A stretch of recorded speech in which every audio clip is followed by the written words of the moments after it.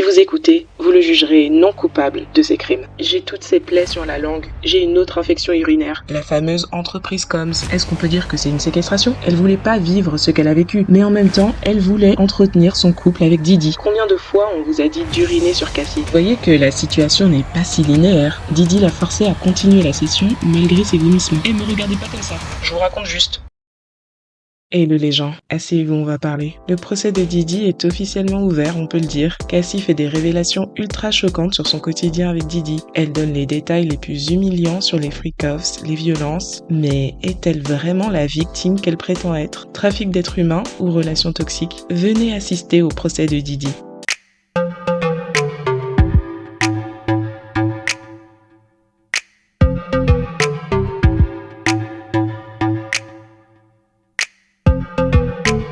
Cette semaine, les avocats ont terminé de sélectionner les jurés et le procès de Didi a pu concrètement commencer. Il y a des journalistes qui sont sur place, qui assistent à tout ce qui se passe et qui font des retranscriptions. Grâce à Inner City Press, je vais pouvoir tout vous raconter tout au long du procès. Alors merci à lui pour son travail. Ça commence avec les avocats qui ont fait leur discours d'ouverture. Ensuite, on entre direct dans le vif du sujet avec les premiers témoignages. Mais déjà, les discours des avocats étaient intéressants car ça permet de poser le cadre du procès et le positionnement clair des deux côtés. Le procureur fédéral ouvre le bal. Voilà Sean Combs. Publiquement, c'était une icône culturelle, un homme d'affaires avec de grands moyens. Mais il y avait un autre côté de lui. Vous allez entendre parler d'environ 20 ans de crimes de l'accusé. Il avait une équipe pour l'aider. Kidnapping, incendie criminel, drogue, crimes sexuels. Concrètement, le procureur annonce que pour prouver les agissements de Didi, on va voir plusieurs témoignages, notamment celui de Cassie et d'une autre femme anonyme, Jane Doe. Elles vont parler essentiellement des freak-offs et autres agressions physiques. Apparemment, tout comme Cassie, Jane a été en couple avec Didi en 2020. Jane est une mère célibataire. On va aussi entendre parler de Mia, une employée que Didi aurait vée. Le procureur considère que tout ça est pertinent car pour agir comme il le fait avec ses go, Didi utilise son équipe, la fameuse entreprise Combs. C'est pour ça que ça devient des crimes en bande organisée parce que Didi tabasse les filles, puis l'entreprise Combs, son chef de la sécurité, sa chef d'équipe, viennent ensuite cacher les victimes dans des hôtels pour qu'on voit pas leurs blessures publiquement. Et contre leur volonté, Didi veut des freak-offs et l'entreprise Combs organise les bookings d'hôtels, paye les escortes, fournit la drogue. Ensuite, il garde les enregistrements pour faire chanter ses victimes et les contraindre à faire d'autres actes sexuels. On n'est pas là pour juger Didi qui tabasse Cassie dans l'hôtel. Par contre, le fait qu'il ait ensuite payé pour la vidéosurveillance, ça rentre dans le concept d'organisation criminelle. Je vous demande de faire 3 choses. Faites attention aux preuves, suivez les instructions du juge concernant la loi, utilisez votre bon sens et vous arriverez au verdict que Sean Combs est coupable. C'est ce qu'on verra, mais pour l'instant, c'est au tour de la défense de prendre la parole. Pour eux, cette affaire n'a rien d'une grande organisation criminelle. Cette affaire est à propos de l'amour, et de la jalousie, et de l'argent. Ils essayent d'en faire une affaire de crime en bande organisée. Ça ne marchera pas. Vous êtes les jurés. Vous allez évaluer les témoins, et enfin, l'histoire pourra être révélée. Cette affaire n'est pas ce que vous entendez dans la presse. Didi est justement cette grande star adulée de tous, avec de grands moyens. Les gens sont attirés et gravitent autour de lui sans qu'il n'ait besoin de les forcer. Le procureur va focaliser le procès sur des histoires de crimes et de conspirations, alors qu'en réalité il ne s'agit que d'exposer la vie privée et les pratiques sexuelles intimes d'un homme riche et célèbre. Il a des excès de colère et de jalousie et a été violent, on ne le nie pas. Ses copines vont venir raconter leur quotidien avec lui et on peut penser que c'est un bâtard ou qu'il est méchant, mais c'est pas le chef d'un groupe criminel. Finalement, les choses que le procureur va montrer ne sont que des preuves de violence domestique. Et c'est mal, mais c'est pas le sujet du procès. La défense va mettre en avant que les victimes ont fait le choix d'être avec Didi et étaient aussi jalouses et possessives par rapport à lui et se battaient entre elles pour être avec Didi. Elles étaient amoureuses et ce sont les infidélités et la jalousie qui ont mené aux violences, ainsi que l'alcool et la drogue. C'est pas les violences qui ont fait partir Cassie et elle participait aux freak-offs de son plein gré. Cassie voulait être avec Didi et elle s'est accrochée pendant 11 ans jusqu'à ce qu'elle réalise que Didi aimerait toujours Kim Porter plus qu'elle. Et dernièrement, elle est revenue pour l'argent, aussi simple que ça. Cassie a demandé 30 millions, puis 22 millions. Combien de millions de raisons de mentir ces témoins ont-elles? Vous n'êtes pas là pour imposer votre moralité sur cet homme. Si vous écoutez, vous le jugerez non coupable de ces crimes. Merci. Le premier témoin était Israel Flores, un policier de LA qui travaillait dans la sécurité en 2016 à l'Intercontinental. C'est lui qui a été appelé après l'altercation entre Didi et Cassie. Il n'avait pas encore vu les images de vidéosurveillance. Il est juste monté, a constaté les dégâts et a dit à Didi qu'il va devoir payer les réparations. On n'apprend pas grand-chose de plus de son témoignage, à part que tout s'est bien passé, comme sur la vidéo. Quand il vous a offert de l'argent, qu'a-t-il dit? Qu'il ne voulait pas que qui que ce soit sache ce qu'il s'est passé, en gros. Tout l'intérêt de ce témoignage, c'est pour prouver que Didi a tenté de soudoyer l'hôtel pour cacher ses crimes enregistrés par la caméra. Flores dit que Didi aurait tenté d'acheter son silence, mais il a refusé. La défense retourne le truc en lui posant une question. Vous dites que Didi vous a offert un pot de vin, mais ne lui aviez-vous pas dit qu'il allait devoir payer pour le vase? Et Flores répond oui. Donc ça introduit la possibilité que Didi a voulu donner l'argent pour les réparations, et pas pour soudoyer. Et comme il est né hier, il pense qu'on paye des réparations en cash directement au mec de la sécurité. Soit. Flores dit aussi que le jour même, il a visionné la vidéo de surveillance. Il l'a d'ailleurs filmée avec son téléphone personnel pour la montrer à sa femme. Puis il est parti en congé pendant 2 jours, et à son retour, la vidéo n'était plus là.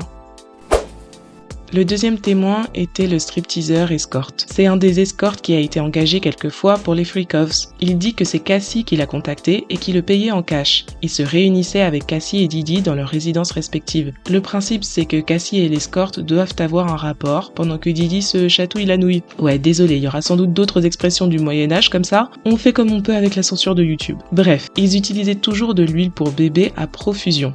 Didi disait qu'on n'avait pas assez d'huile pour bébé sur nous. Il disait « Hé, ralentissez, écartez-vous l'un de l'autre ». Un jour, il a essayé de nous faire un jeu de rôle, comme si on venait de se rencontrer à l'aéroport, mais on était nuls, on a laissé tomber ça. Quelle directive Didi vous a donnée? Il me disait de reculer, de m'écarter. Si c'est déjà arrivé, combien de fois on vous a dit d'uriner sur Cassie? Ils m'ont dit de ne pas le faire tout d'un coup. Bon, au moins c'est des instructions claires. Lui, de toute façon, il a kiffé son travail avec Didi et Cassie. Il était déjà trop content de coucher avec des stars. Mais d'après lui, il a fini par arrêter après avoir vu Didi frapper Cassie. Combien étiez-vous payé quand vous ne pouviez pas performer? Rien, mais je n'ai jamais demandé d'argent. J'étais content de m'engager avec des gens avec autant de notoriété. Mais après que j'ai vu Didi frapper Cassie, je ne voulais plus. C'est ce que Didi a dit en se dirigeant vers Cassie. Il a dit « Pétasse, quand je te dis de venir, tu viens. Je ne savais pas quoi faire. » Apparemment, Cassie était sur l'ordi quand Didi lui a dit de venir. Elle lui a dit genre « attends une minute » et il a pas aimé. Alors il a jeté une bouteille sur elle. Le témoignage de ce gars était pertinent pour parler des violences dont il a été témoin durant les freak-offs et surtout pour dire que c'est Didi qui dirigeait les sessions, que c'est lui qui décidait et donc Cassie était soit passive, soit pas consentante. Du coup, lors du contre-interrogatoire, la défense soulève les incohérences du gars. Il avait déclaré par le passé qu'il n'avait pas vu la violence de ses yeux, juste entendu. Maintenant, il se souvient plus avoir dit ça. Là, il dit que Didi dirigeait les freak-offs, mais par le passé, il n'avait pas fait cette déclaration. Il avait aussi dit qu'il était en kiff sur Cassie et était jaloux de Didi, mais aujourd'hui, il ne s'en souvient pas. Il avoue quand même aujourd'hui qu'il aurait bien voulu sortir avec Cassie si elle avait été d'accord. Ok, alors je crois qu'il est temps qu'on entende l'histoire de la bouche de la principale intéressée. Elle est enceinte actuellement, mais elle fait le déplacement. Cassie, répertoriée comme la victime numéro 1, a fait 2 jours de témoignage et contre-interrogatoire. Et elle dévoile les pires détails de sa relation avec Didi. Est-ce que vous vous disputiez? Oui, ça finissait en violence. Il me traînait. Que faisait-il d'autre? Piétiner ma tête quand j'étais au sol. À quelle fréquence était-il violent? Trop fréquemment. J'avais des œils au beurre noir, des blessures. Elle raconte que Didi a commencé à lui proposer des freak-offs au tout début de leur relation. Elle avait 22 ans. Elle était un peu perplexe au début et nerveuse, mais elle a accepté de le faire une fois pour lui faire plaisir. Ensuite, ça n'a pas cessé. Et elle voulait pas en faire autant, pas aussi souvent, mais elle s'est enfoncée dans ce bourbier parce que de 1, Didi était régulièrement violent avec elle et de 2, il utilisait les enregistrements des freak-offs pour la faire chanter et la contraindre à en faire plus. On parle d'une session freak-offs toutes les semaines, parfois des sessions qui pouvaient durer des jours. Les freak-offs sont devenus un travail. Il n'y avait plus le temps pour faire autre chose, à part les faire et puis essayer de s'en remettre. Combien de temps prenaient les freak-offs dans votre semaine? Le plus long a duré 4 jours. Ça prenait un temps significatif. En 2006, Cassie avait signé un contrat de 10 albums avec Bad Boy Records, le label de Diddy. Elle a enregistré plus de 100 chansons. Pourtant, elle n'a sorti qu'un seul album en 2006. Diddy n'a pas aidé sa carrière plus que ça au final. Et il contrôlait tout. Même le manager de Cassie de l'époque disait qu'il avait les mains liées, car tout devait passer par Diddy. La musique, c'était son métier de base. C'est comme ça qu'elle faisait son argent. Mais comment gagner sa vie quand Diddy refusait de sortir sa musique? Elle faisait des showcases de temps en temps quand Diddy donnait son accord. Il contrôle sa musique, ses finances, son apparence physique, et lorsqu'il n'est pas content, il utilise son pouvoir pour la punir avec l'aide de son équipe. Est-ce que Diddy vous donnait du cash? Oui, mais il me prenait des choses, dépendamment de comment il se sentait. Qu'est-ce qu'il prenait d'autre? Ma confiance en moi. Qui vous a pris votre PC et téléphone? Les gardes du corps. Combien de temps ils étaient confisqués? Pour autant de temps que j'étais puni. Là, je vais me permettre de contextualiser son témoignage. C'est pas nécessairement que je veux orienter votre avis, mais on voit trop de prises de position banalisées et pourtant très dangereuses sur les réseaux, du genre « elle voulait être là, pourquoi elle est pas partie ?» Okay, so there's some education that needs to be done. I can see that. Là, je peux pas vous balancer cette vidéo et supporter ensuite en commentaire les gens qui diront ce genre de trucs. Au moins, si vous parlez et que vous décidez de ne pas croire Cassie, faites-le en connaissant les mécanismes qui sont en jeu. Et n'hésitez pas à vous renseigner vous-même. Le témoignage de Cassie permet de voir l'emprise tentaculaire que Diddy avait sur elle, à tous les niveaux de sa vie. Nous sommes dans un cas de violence domestique. Ça veut dire qu'il s'agit d'un couple, des gens qui se sont choisis à un moment donné, qui sont peut-être tombés amoureux ou qui ont cru l'être. Les violences et l'emprise viennent se mélanger à ça. Pas successivement, ok? Simultanément. Il faut bien comprendre. C'est un cocktail d'émotions et de traumas quotidiens empilés les uns sur les autres qui fait que les victimes ne réfléchissent plus logiquement et donc ne partent pas forcément. Elles s'imaginent qu'elles ont un couple à sauver, que ça peut s'arranger. Et parfois elles essayent de partir, mais on les rattrape et il y a des représailles. Dans la majorité des cas, elles réalisent même pas que c'est pas de leur faute ce qui se passe. Encore dans la majorité des cas, c'est seulement une fois sorties de la relation qu'elles peuvent analyser et comprendre l'ampleur de ce qui leur est arrivé, qu'elles étaient pas juste dans un couple qui n'a pas marché, mais qu'elles étaient victimes durant tout ce temps. C'est le cas de Cassie. Elle voulait pas vivre ce qu'elle a vécu, mais en même temps, elle voulait entretenir son couple avec Diddy.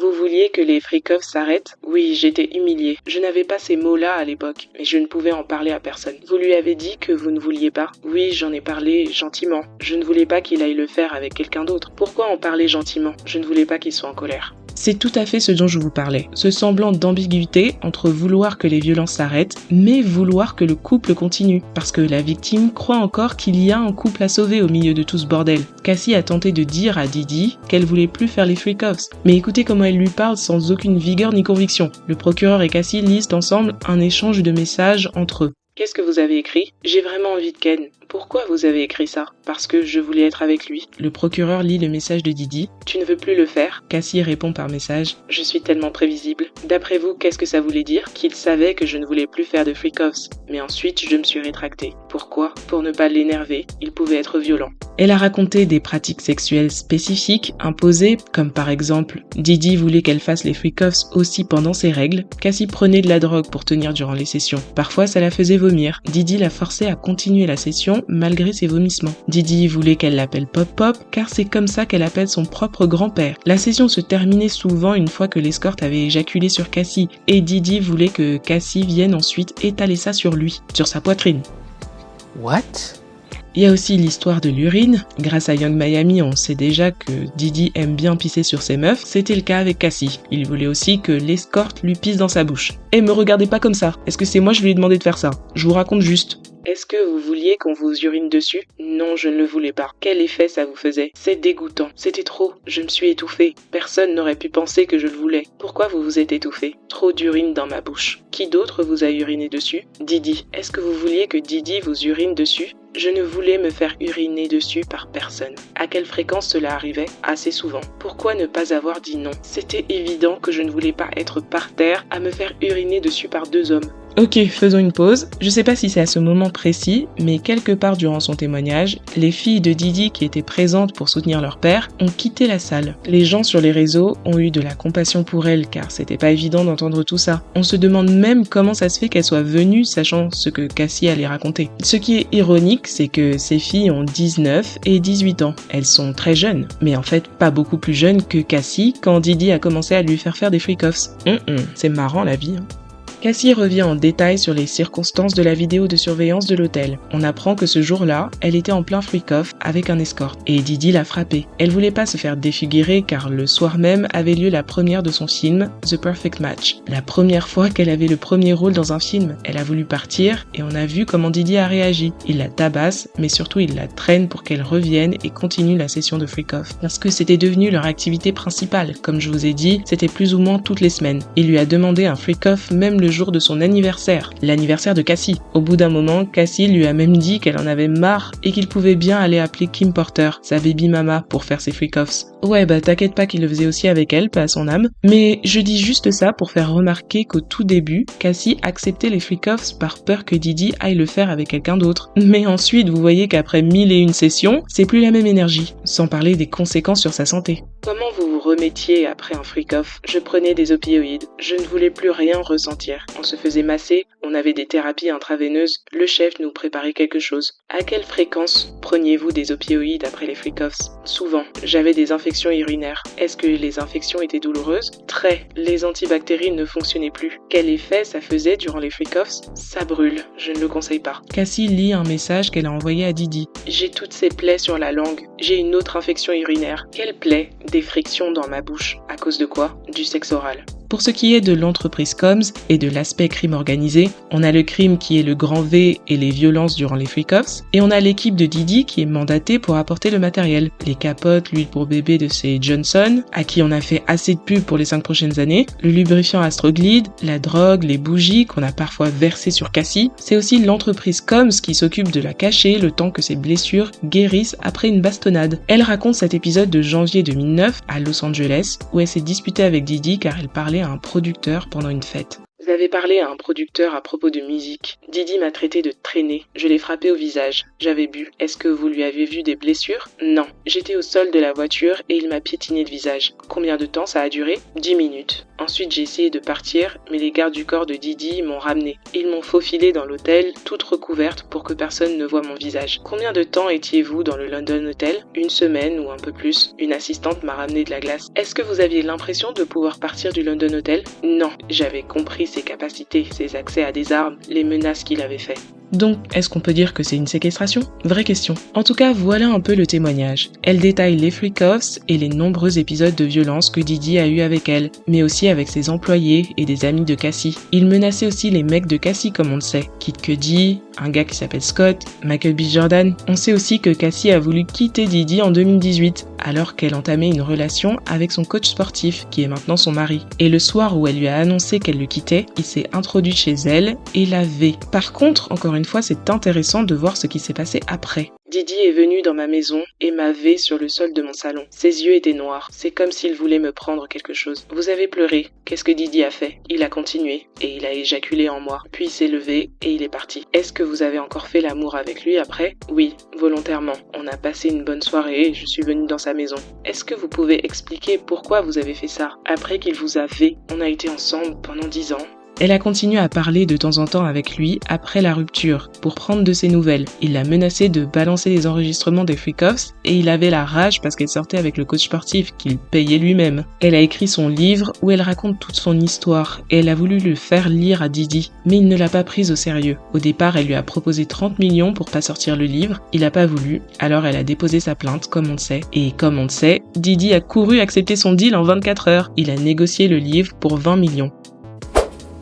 La défense est venue derrière apporter de la perspective. Organiser des crimes, c'est illégal. Mais encore faut-il prouver qu'il y a eu crime. Encore faut-il prouver que Cassie était V durant les freak-offs et qu'elle ne participait pas de son plein gré. Cassie était une petite chanteuse qui voulait une carrière. Didi lui a ouvert beaucoup de portes, lui a permis de travailler avec divers artistes et producteurs renommés. Oui, Didi a été violent depuis le début de leur relation, mais il semble que Cassie revenait toujours vers lui. Oui, Didi a des pratiques sexuelles particulières, mais pareil, Cassie a été très vite au courant. Et quant au consentement, il n'est pas toujours clairement réfuté. La défense consacre beaucoup de temps du contre-interrogatoire à confronter Cassie au message qu'elle a envoyé à Didi concernant leur relation et les freak-offs. Ça, c'est un message de Didi pour vous. Vous répondez de manière extrêmement explicite, n'est-ce pas? Oui. Ça, c'est 2 jours après la planification d'un freak-offs, n'est-ce pas? Oui. Il dit « Je veux voir ». On n'a pas la suite. Qu'est-ce que vous répondez? J'ai trop hâte aussi. Vous avez écrit « J'ai envie de Ken », n'est-ce pas? C'est ce qui est écrit. Didi répond « Je suis tellement excitée, je ne peux même pas me concentrer ». Qu'est-ce que vous répondez? Que je vais aller chez Dwayne Reed pour les bougies et préparer la chambre. Compreniez-vous qu'il allait prendre une autre vidéo de vous?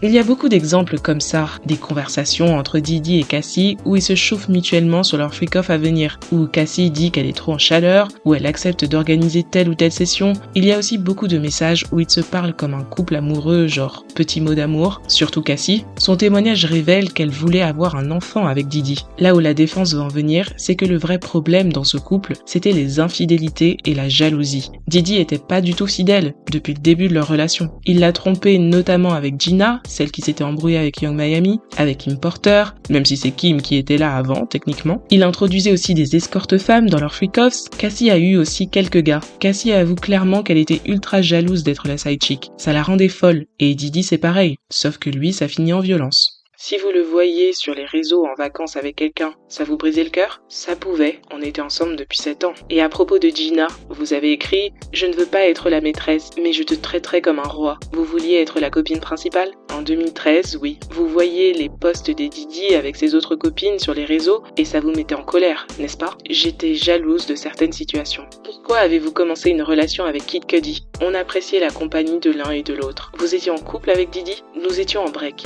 Mais vous faisiez toujours des freak-offs avec lui, oui. Vous voyez, c'est ça le nœud du problème, qui cause des jalousies maladives. Quand on entendait que Didi brûlait les voitures des gens, c'est pas juste l'ex fou qui veut pas lâcher l'affaire. Ils étaient toujours plus ou moins en couple. Et Cassie allait chercher des gars, limite même pour le rendre jaloux, ou pour se venger parce que Didi vivait sa meilleure vie avec ses autres meufs. L'histoire de Michael B. Jordan, c'est pareil. Cassie était en Afrique du Sud sur le tournage de Honey 3, et elle voyait des posts de Didi avec Gina. Ça l'a énervée. Elle a bloqué Didi, elle a flirté avec Michael B. Jordan, et elle a communiqué l'info à Didi et son équipe pour qu'ils sachent. Cassie était aussi une droguée, tout comme Didi. C'est pas forcément que Didi l'a forcée pour prendre des drogues. Ils se droguaient ensemble. Parfois même, elle lui volait de la drogue et ça le rendait fou. Il aurait interdit aux vendeurs de drogue de LA de fournir Cassie. L'argument derrière, c'est que Cassie ne peut pas se souvenir de tous les événements dont elle accuse Didi parce qu'elle était bien souvent défoncée. La défense revient sur cet épisode où Didi et Cassie suspectaient qu'un escorte les filmait durant une de leurs sessions. Cassie était paniquée que la vidéo puisse sortir publiquement et elle a ordonné à Didi de s'en occuper sous peine de représailles et lui a envoyé un audio menaçant. Si tu as vu une vidéo de quelqu'un me ken, qui est-ce qui me ken? Pourquoi tu me l'as pas montré? Parce que je suis pas irrespectueuse. Si tu ne me la montres pas, je vais te tuer. Je vais plus te parler. Je vais te tuer, putain. J'ai jamais tué personne dans ma vie. Je vais te démonter. Y aura pas de sang sur mes mains. Quelqu'un d'autre va le faire pour moi. Je joue pas avec toi, Sean. Dis-le-moi. Didi a dit à Cassie qu'il allait s'en occuper. L'avocat dit que Didi aurait payé cher pour récupérer la vidéo. Donc, ça lui arrive aussi d'être celui qui empêche les vidéos de sortir, et pas seulement celui qui menace de les publier. Finalement, la fin de leur relation en 2018 a été précipitée à cause des infidélités de Didi. Cassie a dit que si elle voulait rompre, c'est parce qu'elle en avait assez d'être une parmi tant d'autres. Comme on le sait, ils ont dîné ensemble pour rompre, et Didi est venu ver Cassie chez elle. Lors de son premier témoignage, Cassie a avoué qu'elle avait à nouveau couché avec Didi après le V. Le procureur n'est pas rentré plus dans les détails et pour cause. Ça a fait passer Cassie pour une folle. La défense lui demande de lire un message qu'elle a envoyé à Didi.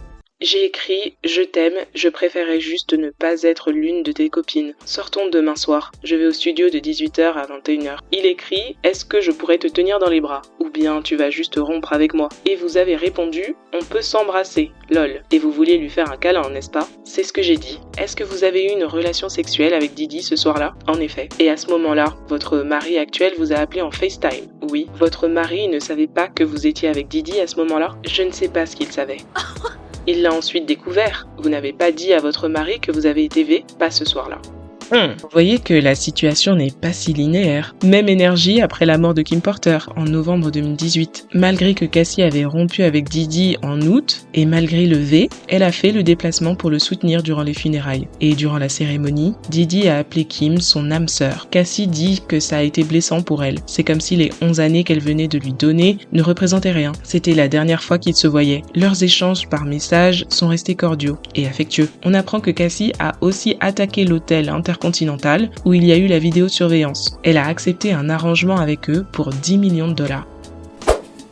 Un agent de police spécialisé en trafic d'êtres humains est venu témoigner à la barre de ce qui a été retrouvé dans la chambre de Didi le jour de son arrestation à New York. De la drogue, de l'huile pour bébé, le lubrifiant. À ce stade, c'est le Didi Starter Pack. Des médicaments prescrits au nom de Frank Black, le pseudonyme qu'il utilisait souvent. En vrai, on s'en fout un peu de ce témoignage. Il est très court, mais ça montre juste que malgré l'année de malade qu'il a vécu, le raid de sa maison et l'enquête qui planait au-dessus de sa tête, le gars continuait son train de vie comme si de rien n'était. Le dernier témoin de la semaine était Don Richard, l'ex-membre du groupe Danity Kane et Dirty Money. Après la plainte de Cassie, il y a eu une vague de plaintes contre Didi. Don faisait partie de ces gens-là. Alors je sais pas si elle va obtenir gain de cause pour elle-même, mais ici elle est appelée pour parler des violences dont elle a été témoin. Notamment en 2009, Didi était vénère parce qu'il ne trouvait pas sa nourriture, il a attrapé une poêle et a essayé de frapper Cassie à la tête. Elle est tombée au sol, il l'a tabassée et il l'a traînée à l'étage en criant, en cassant des verres. Le lendemain, il est revenu en bon psychopathe, genre tout va bien. J'étais un peu passionné hier, mais Cassie va bien. Et ce serait mieux que vous n'en parliez pas, car des gens pourraient disparaître. Non mais... Le procès va reprendre lundi, avec la suite du témoignage et contre-interrogatoire de Don Richard. Mais honnêtement, je sais pas pourquoi on l'a appelée elle. Ce serait bien de parler un peu des décideurs dans l'équipe de Didi, des gens qui ont reçu des ordres venant de lui, ou quelque chose comme ça. Pas juste des victimes qui se sont fait tabasser. C'était une semaine riche en émotions. Je sais pas si le procureur va vraiment prouver le trafic d'êtres humains, mais en tout cas, c'est une bonne chose que Cassie ait fait entendre son témoignage. Et elle a quand même tenu et ne s'est pas trop démontée durant le contre-interrogatoire. Je pense que c'est normal que la défense ait voulu montrer sa relation avec Didi sous un autre angle, mais en vérité, quand on connaît les mécanismes de la violence domestique, qu'est-ce que ça prouve qu'elle lui a envoyé bisous je t'aime? Et quand on sait le climat de peur et de violence dans lequel elle vivait, et le niveau d'intensité des freak-offs, comment on peut croire qu'elle y prenait du plaisir? Mais bon, à chacun son appréciation. Et vous inquiétez pas, apparemment son mari a pas l'intention de la quitter après avoir entendu toutes ces horreurs. Faut voir comment les réseaux se sont enflammés. Mais ne vous a-t-il pas effleuré qu'il ait pu déjà être au courant? Après, j'avoue que le coup du FaceTime pendant qu'elle est au lit avec Didi, c'est un peu gênant quand même. Ils ont tous les deux fait une déclaration officielle via leur avocat. Je lirai d'abord celui de Cassie. Cette semaine a été extrêmement difficile, mais elle m'a aussi donné une grande force et m'a guéri. J'espère que mon témoignage a donné de la force et une voix à d'autres survivants. Plus je guéris, plus je me souviens. Et plus je me souviens, moins j'oublie. Je tiens à remercier ma famille et mes défenseurs pour leur soutien inébranlable. Je suis reconnaissant pour toute la gentillesse et les encouragements que j'ai reçus. Alors que je commence à me concentrer sur la fin de ma grossesse, je suis heureuse de clôturer ce chapitre de ma vie. Je demande alors une vie privée pour moi et ma famille grandissante. Et puis j'ai la déclaration d'Alex. Au cours des 5 derniers jours, le monde a été témoin de la force et du courage avec lesquels ma femme s'est libérée de son passé. Il y a eu des spéculations en ligne sur ce que je ressentais étant assis là à écouter le témoignage de ma femme. Je ressens une immense fierté et un immense amour pour Cass. Je ressens une profonde colère qu'elle ait dû s'asseoir devant quelqu'un qui a essayé de la briser. Donc à lui et à tous ceux qui l'ont aidé en cours de route, sachez ceci, vous avez échoué. Je n'ai pas sauvé Cassie comme certains le disent. Dire cela est une insulte envers tout le travail douloureux qu'elle a fait durant des années pour se sauver elle-même. Cassie a sauvé Cassie.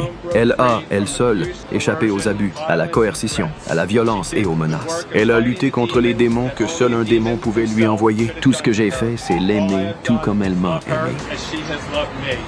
Dites en commentaire ce que vous pensez de la vidéo. Est-ce que vous connaissiez tous les détails du témoignage de Cassie? Vous êtes choqué du comportement de Didi pendant leur relation? Pour l'instant, qui fait un meilleur travail, le procureur ou la défense? Bien sûr, on va continuer de suivre ce procès ensemble. Allez, on se parle en commentaire.